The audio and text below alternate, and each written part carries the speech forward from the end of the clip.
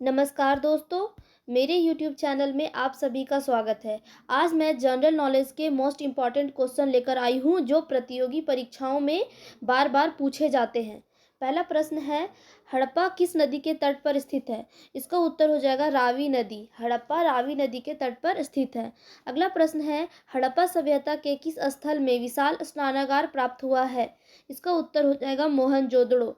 हड़प्पा सभ्यता के मोहनजोदड़ो में विशाल स्नानागार प्राप्त हुआ है। अगला प्रश्न है, गोदीबाड़ा किस हड़प्पा स्थल से प्राप्त हुआ है? इसका उत्तर हो जाएगा लोथल। गोदीबाड़ा लोथल से प्राप्त हुआ है। अगला प्रश्न है, सिंधु सभ्यता किस युग से संबंधित है? इसका उत्तर हो जाएगा कांस्य युग से। सिंधु सभ्यता कांस्य युग से संबंधित है। अगला प्रश्न है, सिंधु सभ्यता के निवासी किस धातु से अपरिचित थे? इसका उत्तर हो जाएगा लोहे से। सिंधु सभ्यता के निवासी लोहे से अपरिचित थे। अगला प्रश्न है, किस स्थल से नर्तकी की कांस्य प्रतिमा प्राप्त हुई है? इसका उत्तर हो जाएगा मोहनजोदड़ो से। अगला प्रश्न है, सिंधु सभ्यता की लिपि किस प्रकार की थी? इसका उत्तर हो जाएगा चित्रात्मक। सिंधु सभ्यता की लिपि चित्रात्मक थी। अगला प्रश्न है, सिंधु सभ्यता के लोग किस देवी की पूजा करते थे? इसका उत्तर हो जाएगा मातृदेवी व पशुपति की। सिंधु सभ्यता के लोग मातृदेवी व पशुपति की पूजा करते थे। अगला प्रश्न है, सबसे पुराना वेद कौन सा है? इसका उत्तर हो जाएगा ऋग्वेद। सबसे पुराना वेद है ऋग्वेद।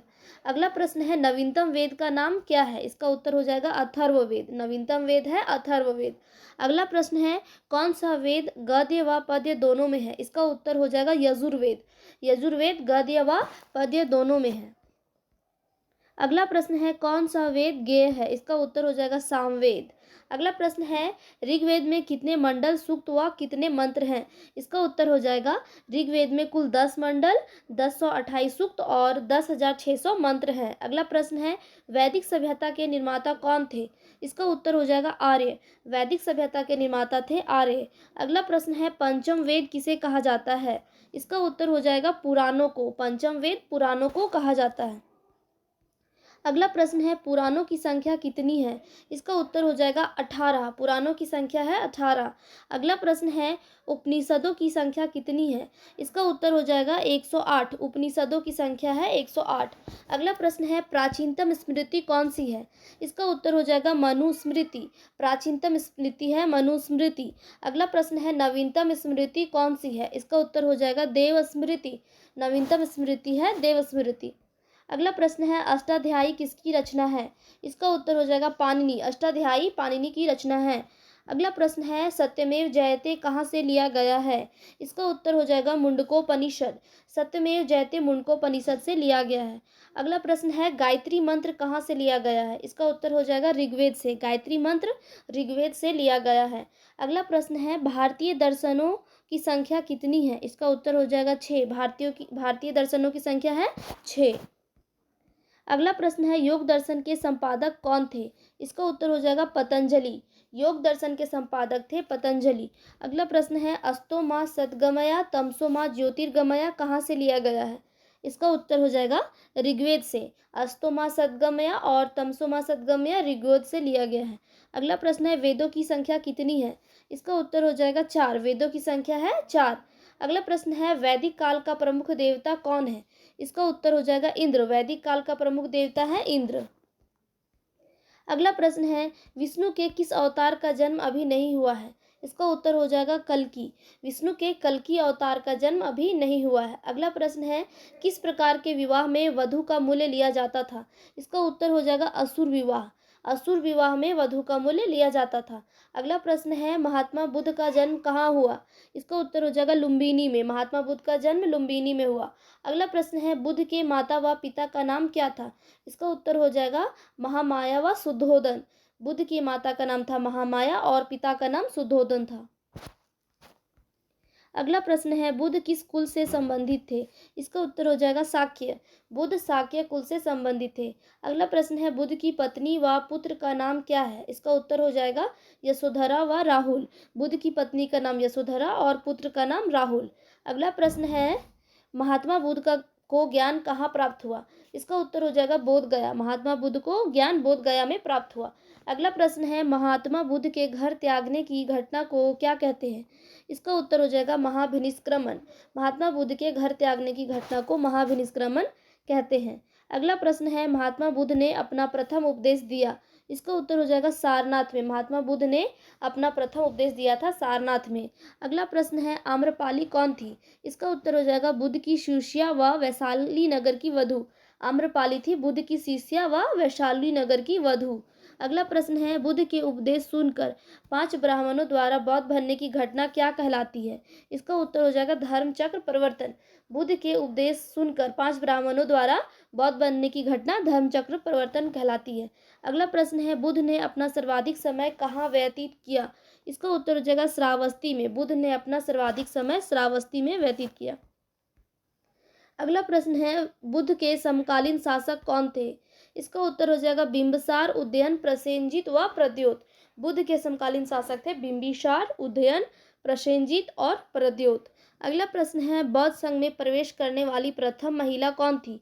इसका उत्तर हो जाएगा प्रजापति गौतमी। बौद्ध संघ में प्रवेश करने वाली प्रथम महिला थी प्रजापति गौतमी। अगला प्रश्न है, त्रिपिटक किस धर्म से संबंधित है? इसका उत्तर हो जाएगा बौद्ध धर्म से। त्रिपिटक बौद्ध धर्म से संबंधित है। अगला प्रश्न है, त्रिपिटक है सुत्त पिटक, विनय पिटक व अभिधम पिटक। त्रिपिटक क्या है? सुत्त पिटक, विनय पिटक और अभिधम पिटक।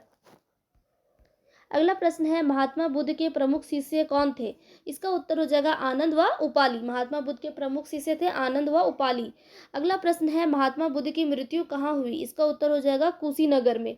महात्मा बुद्ध की मृत्यु हुई कुशीनगर में। अगला प्रश्न है, बुद्ध की मृत्यु को क्या कहा जाता है? इसका उत्तर हो जाएगा महापरिनिर्वाण।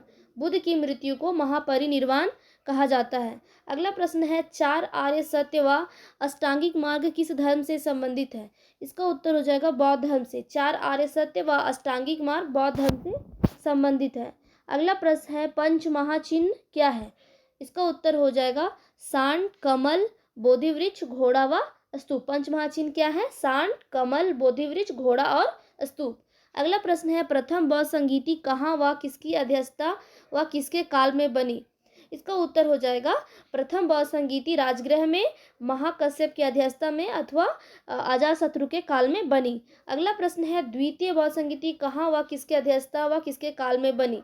इसका उत्तर हो जाएगा वैशाली शावकमी। द्वितीय बौद्ध संगीति वैशाली में शावकमी की अध्यक्षता में बनी। अगला प्रश्न है, तृतीय बौद्ध संगीति कहाँ व किसकी अध्यक्षता अथवा किसके काल में बनी? इसका उत्तर हो जाएगा पाटलिपुत्र में, भोगालीपुत्र 30 और अशोक के काल में बनी। तृतीय बौद्ध संगीति पाटलिपुत्र में हुई और इसकी अध्यक्षता भोगालीपुत्र ने की थी तथा यह अशोक के काल में हुआ था। अगला प्रश्न है, चतुर्थ बौद्ध संगीति कहाँ व किसकी अध्यक्षता में बनी? इसका उत्तर हो जाएगा कुंडल दत्त। चौथी बौद्ध संगीति कुंडल दत्त की अध्यक्षता में बनी। अगला प्रश्न है, बुद्ध चरित्र की रचना किसने की? इसका उत्तर हो जाएगा अश्वघोष। बुद्ध चरित्र की रचना अश्वघोष ने की। अगला प्रश्न है, महात्मा बुद्ध के घोड़े का नाम क्या था? इसका उत्तर हो जाएगा कंथक। महात्मा बुद्ध के घोड़े का नाम था कंथक। अगला प्रश्न है, महावीर स्वामी का जन्म कहाँ हुआ था? इसका उत्तर हो जाएगा कुंडग्राम। महावीर स्वामी का जन्म कुंडग्राम में हुआ था।